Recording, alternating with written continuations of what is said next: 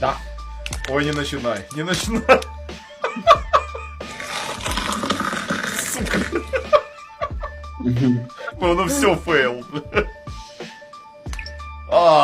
Да. Да! Ого!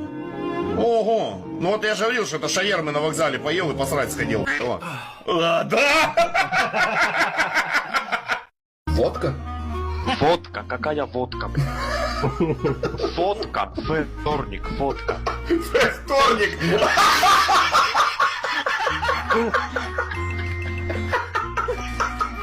Ты что убиваешь? Ты в школе учился, а не учился? Вторник. Короче, это Леонардо, Микеланджело, Донателло, Рафаэль и их приемный брат Артур.